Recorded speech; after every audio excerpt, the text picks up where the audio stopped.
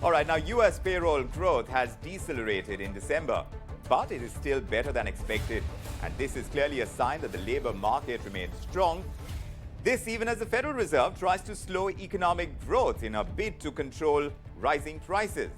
Non-farm payrolls, I should say, has gone up. And it's gone up by 223,000 for the month, more than the Dow Jones estimate of 200,000. So yes, it has moved up. Unemployment rate has fallen to 3.5% from what was 3.7% in November. Economists are saying that the slowdown in wage growth could be a sign that rate hikes are actually working. Let's check that with the experts. Craig Erlam is joining us, senior market analyst at Oanda, along with Geoff Dennis, independent emerging markets commentator. Both of you gentlemen, thanks very much for making the time and speaking to us here on India Tonight. Craig, coming to you first, the resilience that we're seeing in the jobs market in the US, it's one of the many conundrums facing the Fed in their bid to control rising prices. Now, with the latest numbers that we are taking in, that resilience is only getting stronger, wouldn't you agree? I mean, does this make it tougher for the Fed to control the price rise with higher interest rates, or are the low jobless claims the result of, like many are indicating, Craig, the result of high severance pays going out? And soon, perhaps they're saying the numbers will reflect the recession that the US is supposed to be in. What's your take? So I think it does represent the resilience of the US economy. The US went into this crisis as probably the strongest and most resilient economy, particularly in the Western world, and they are showing that still now. On top of that, they've got the additional savings buffer from the pandemic. Around half of pandemic savings have now been used, which still leaves a hefty chunk. And that's enabling consumers and households to spend. And as long as they're spending, then businesses are going to be in no rush to offload staff. I think this is a problem for the Feds in many ways, but at the same time, it almost gives them the best chance of success, because as you can see from the data, it's taking longer and it's going to require more rate hikes. But because of a more lenient mortgage market as well, I think we can safely say that the Fed has the best chance of many of these countries that we talk about of avoiding a recession this year, with interest rates probably being higher than most other places, and while also getting inflation gradually back down to target. We are seeing signs of inflation falling. Obviously, base effects and energy prices are going to help that further. But also at the same time, we are now seeing wages stabilizing. That last month one, the November number for wages, was actually revised lower. So that was a bit of a shock to the system a month ago, but that's now been revised out as well. A lot of the data really does look favourable, probably still a little bit more for the Fed to do, but I don't think it's going to be too long before this very hawkish rhetoric from the central bank starts to soften quite considerably. Geoff, what's your understanding from the US jobs data now, what Craig is also saying? The earlier minutes of the FOMC meet, what are the strongest clues that you see on how aggressive the Federal Reserve will be in tightening policy going ahead from here, from this point onwards? Well, I think the minutes obviously are always very important, and they indicated that the Fed still wanted to move quite considerably from here. But, you know, the minutes could be seen as old news to a certain extent now that we've had this payrolls report today, because I completely agree with what Craig has said there. I think the key in this report is not the jobs, it's not the unemployment rate, it's actually the wage inflation numbers, which were markedly lower than anticipated. With a revision to November and the slower number in December, the year-on-year rates dropped from 5 to 4.6. Now, that increases the possibility the Fed can get a soft landing. It makes it absolutely clear, as far as I'm concerned, that we will not be far away from the point where the Fed will feel that it's done in terms of rate hike, as well as, of course, some, softening the rhetoric somewhat. So I think this is notwithstanding the strength of jobs, although this was not an upside surprise on jobs, which we've had many times in recent months, so the market was relieved on that. But notwithstanding the jobs data itself and the unemployment data, this is a really, really good report for the Fed. And it's a really, really good report for risky assets, in my view. And I think it's helpful for equities, and it's going to pull the dollar down, which is good for emerging markets as well. So my view, as you know, I've been on this program many times before, the inflation rate is going to fall. It's going to fall sharply over the next several months. And all of this, I think, plays into that narrative. So the wage inflation number here today was the key, and it was very, very helpful indeed.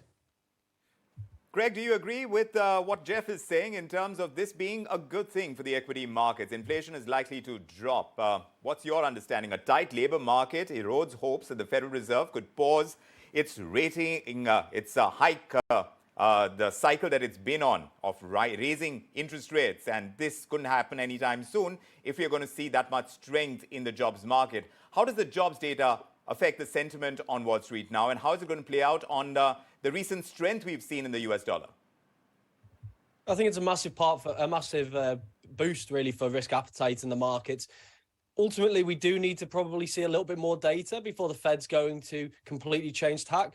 But at the same time, the wages, as we've repeatedly alluded to here, they are the most important thing. The Fed has very much stated that, really. It's not, they can look through an element of base effects. They can look through an element of energy prices and the jobs numbers. They want to see the economy and they want to see the labor market remain relatively resilient.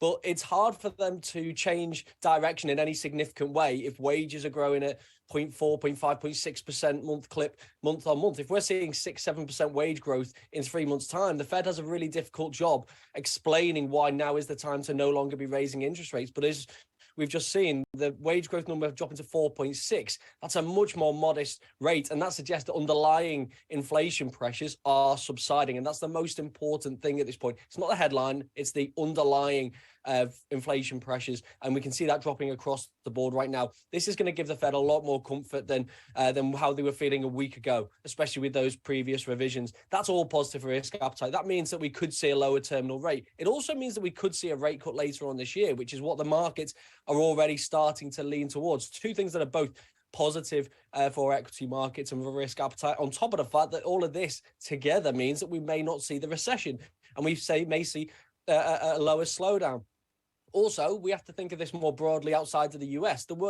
It is still the world's largest economy. So a softer landing for the US does benefit the global economy. And it does give us hope if we are seeing lower inflation pressures in the US that other countries may see relatively similar patterns as well. Although obviously every country's problem is different, even between here and the rest of Europe, for example, we have different issues. But this is a really promising sign, and that's positive for risk appetite.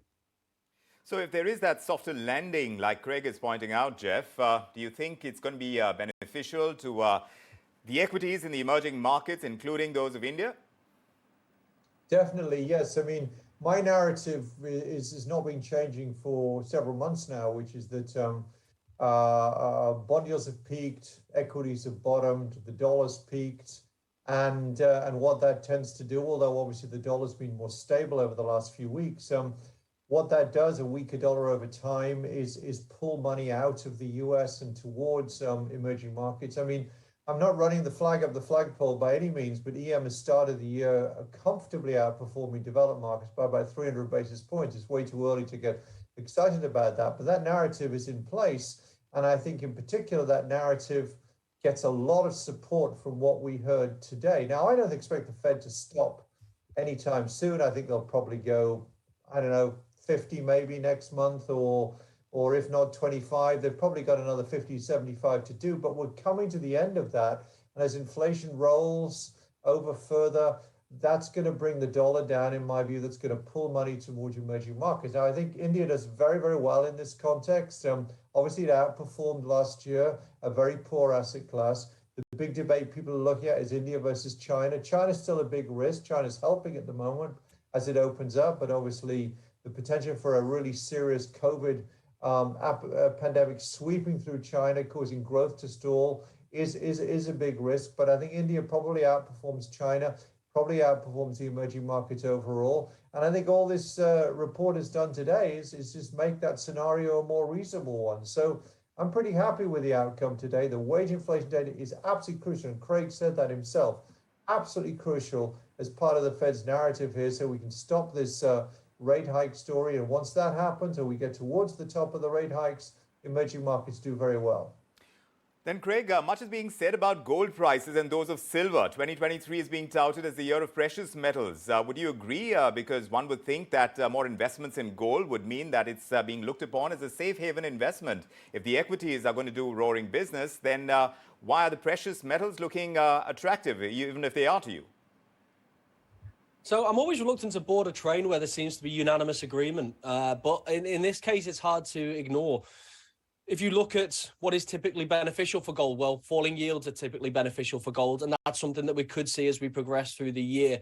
A weaker dollar is typically beneficial for gold, and I agree with Geoff. I think the dollar has topped.